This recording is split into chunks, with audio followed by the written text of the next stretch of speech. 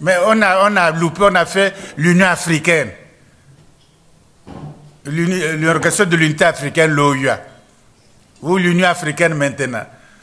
Mais c'est une structure même contre l'Afrique. Quand on tue un chef d'État africain qui a un exercice de l'Union en question, mais l'Union se tait, ne dit pas mot.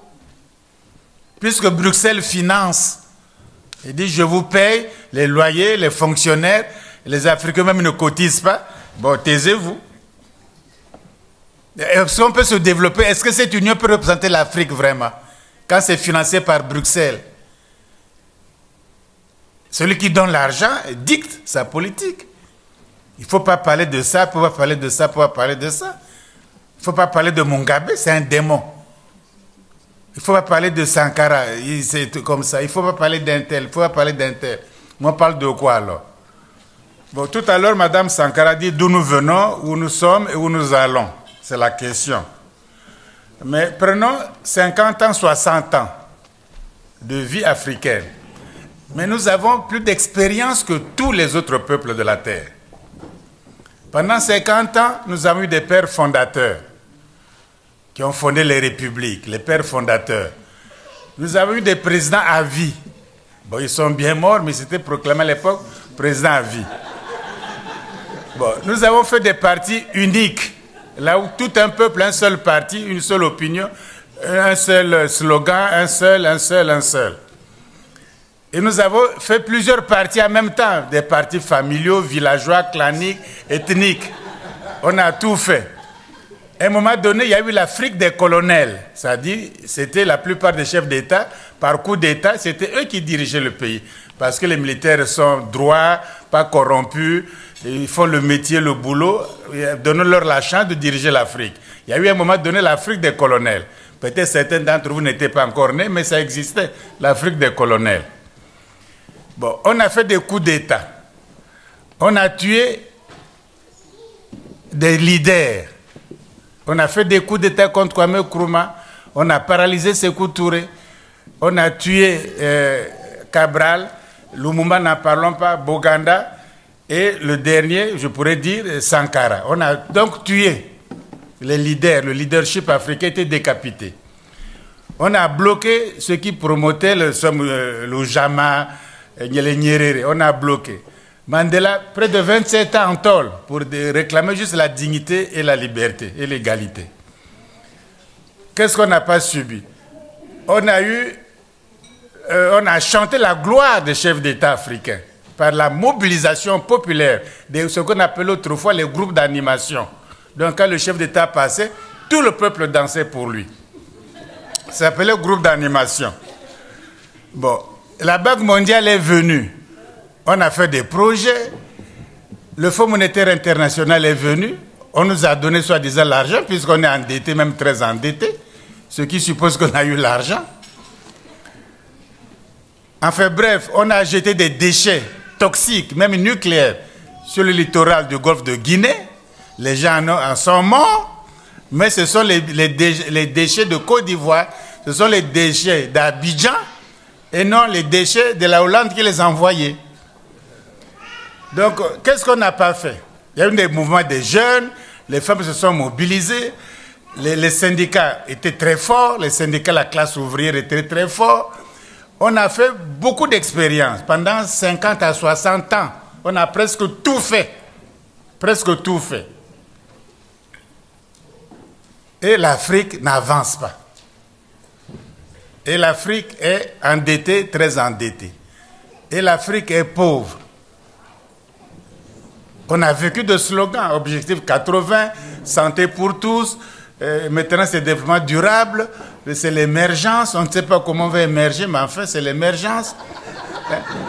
Bref, il y a quelque chose, c'est comme un continent qui a fait toutes les expériences. Les autres n'en ont pas fait tant. On a connu tous les systèmes. De président à vie, président tout seul, présidentiel, président avec un premier ministre, président avec même 2, 3 vice-présidents. Il est président, mais il y a un premier vice-président, deuxième vice-président, troisième vice-président. Un pays avec 3 ou 4 présidents, 4 ou 5 premiers ministres. Qu'est-ce qu'on n'a pas connu? Et nous sommes même le premier, par rapport à l'Europe, à donner un premier ministre femme. Il y a le président de la République ou empereur, et le premier ministre, c'est une femme. On a nommé, avant même la France, avant que le président Mitterrand nous nomme Edith Cresson premier ministre, l'Afrique avait déjà nommé une dame premier ministre. En RCA. Qu'est-ce qu'on n'a pas fait comme expérience? Les coups d'État, les guerres civiles, les conférences nationales. On a tout fait. Et ça n'avance pas. Les États sont fragiles. On tue quand on veut. On envoie la CPI quand on veut. Enfin, on répand les maladies quand on veut. On mange des poulets dont on ne connaît jamais les cuisses. On voit que les cuisses. Hein? Oui, on ne sait pas d'où viennent ces poulets. Donc même pour la santé des gens, la santé, la sécurité alimentaire n'est pas assurée. Hein? Alors qu'un continent qui a des lacs, des fleuves, des cours d'eau, qui peut faire des choses extraordinaires. Mais il y a un problème, les schémas qu'on fait sont des mauvais schémas. On ne peut pas les continuer encore. Rien que ça. Mais on va aller où maintenant? Qu'est-ce qu'on va faire? Une conférence nationale encore? Bon, on va faire quoi? Libérer qui est encore en prison? Hein? Oui, comment on va faire maintenant? Il n'y a aucun schéma. Tous les schémas sont usés, ça nous... Or, aujourd'hui, dans le monde tel qu'il l'Europe ou l'humanité est conduite par l'Europe, les puissants, il faut être fort, puissant. Si vous êtes fragile, vous êtes ami ou quoi, ça ne compte pas. On vous écrase quand il le faut. L'Europe ne tolère pas la fragilité. L'Europe ne tolère pas l'impuissance. L'Europe ne tolère pas, n'aime pas la faiblesse. Ils appellent autrefois les chinoiseries. Aucun Européen ne dit maintenant les chinoiseries.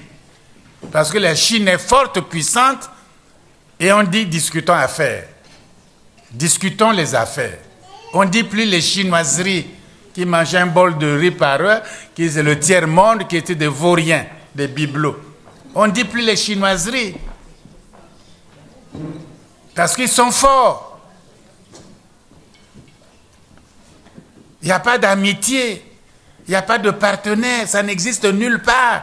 Or, l'Afrique fait le NEPAD par des partenaires. Mais qui vient? Mais enfin, quel est le partenaire de l'Allemagne même? Ils font tout seuls. Quel est le partenaire de la France? Quel est le partenaire de l'Angleterre? Quel est le partenaire des États-Unis? Ou quel est le partenaire des Chinois? Mais l'Afrique dit que j'ai un projet, il faut que les bailleurs de fonds et les partenaires. Quel est le bailleur de fonds de la France? Ils sont déficitaires depuis au moins 30 ans. Ils ne sont pas aidés. Quel est le bailleur de fonds de l'Allemagne? Là où ils croisent les bras, ils ont des projets. Et puis un bailleur de fonds, c'est italien ou grec qui viendrait les financer. C'est la Grèce qui viendrait financer l'Allemagne. Mais l'Afrique croit encore à des mythologies comme ça, les bailleurs de fonds, les partenaires, ça n'existe pas. On a fait tous les schémas. Nous avons fait tous les schémas, tous les schémas. Moi, je ne vois pas quel schéma qu'on peut faire encore. Une conférence nationale, un parti unique, on a tout fait déjà. Et ça ne marche pas. Les pays sont de plus en plus désorientés. Il faut donc changer carrément de perspective, carrément de changement. Créer un parti, que le Congrès devienne un parti politique et vous nommez Mme Sankara chef du parti et puis on dirige le pays.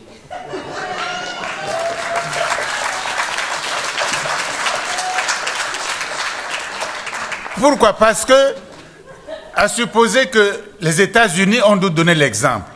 Quand on attend, on dit que Bolivar, Simon Bolivar, en Amérique du Sud, dit que nous sommes tous espagnols, en tout cas on parle espagnol, à part le Brésil, mais ils comprennent, on est tous espagnols, on parle chrétien, on est ceci, unissons-nous, hein, faisons des États-Unis aussi de l'Amérique du Sud. On est même plus riche, la forêt, les mines et tout. On est plus puissant même. Les gens ont refusé pour telle raison. Mais où ils en sont? Ils piétinent comme tout le monde, comme le tiers-monde avec tant de richesses. Ça n'avance pas non plus. Ils sont dominés. Ceux qui ont fait les États-Unis à Philadelphie, le plus vieux, c'était Benjamin Franklin, il avait 80 ans. Le jeune qui venait après lui avait une cinquantaine d'années, Washington, qui serait le premier président. Les autres, les techniciens, les autres leaders là, avaient 30 ans, 33 ans. Madison, Hamilton, l'avocat de New York, avait 30 ans. Madison, qui serait le 4e président américain, il avait 33 ans à l'époque. Ce sont des jeunes qui ont fait les États-Unis. Ils ont décidé, faisons les États-Unis d'Amérique, faisons. Qui a tort? Est-ce que c'est le bon moment?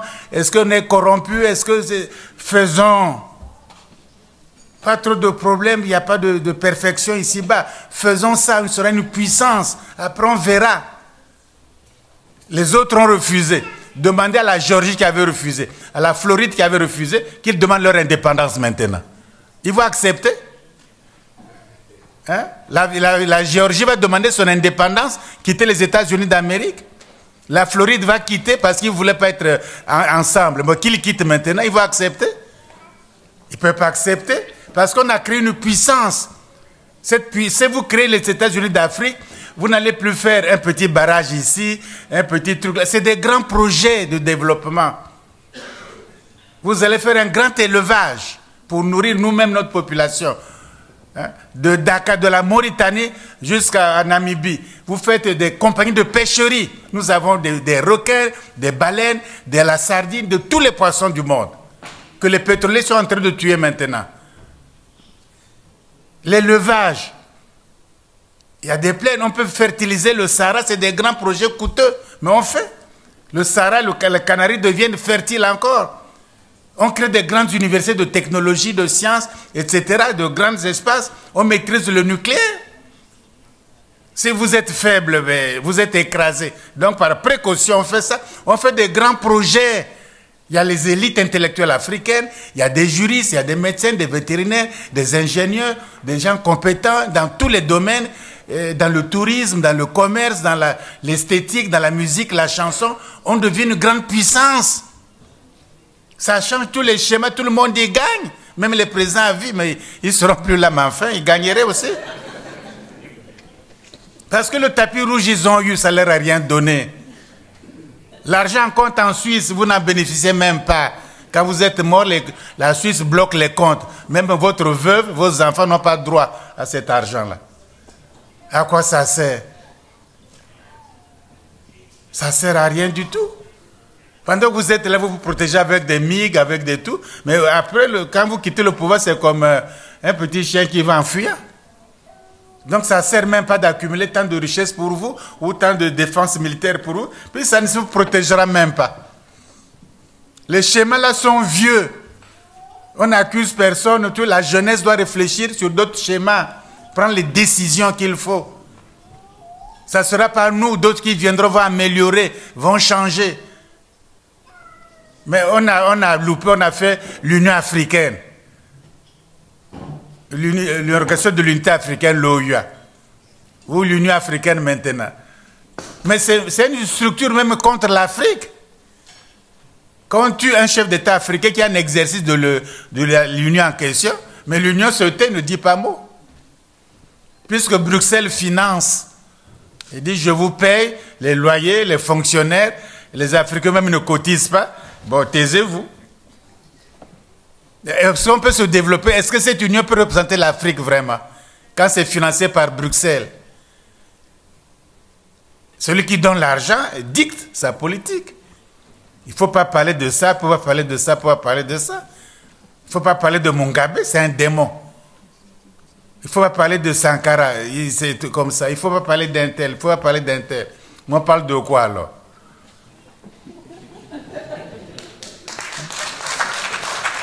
Donc, il est temps, les schémas, tous les schémas qu'on a fait là, ça ne marche pas. Tout pendant 50 ans, 60 ans, faites le bilan, même les coopérations, même les trucs, ça ne marche pas. Il faut complètement changer. Il faut précipiter l'État fédéral panafricain au niveau continental, qui d'ailleurs a déjà eu son président. Marcus Garvey s'était déclaré le président des États-Unis d'Afrique. C'est le premier président. Il est déjà là. Celui qui viendrait ne sera que le deuxième président. Oui, on attend que le deuxième président, le premier était là déjà. On attend que le deuxième président, il faut s'organiser. Il y a des responsabilités historiques à prendre, comme a dit Fanon. Vous voyez votre mission. Mais toutes les missions, déjà, les aînés ont fait ça. Ils ont fait ce qu'ils ont pu. On va répéter leur mission. Notre mission de la jeunesse actuelle, c'est de créer une nouvelle condition, que l'Afrique soit forte et puissante.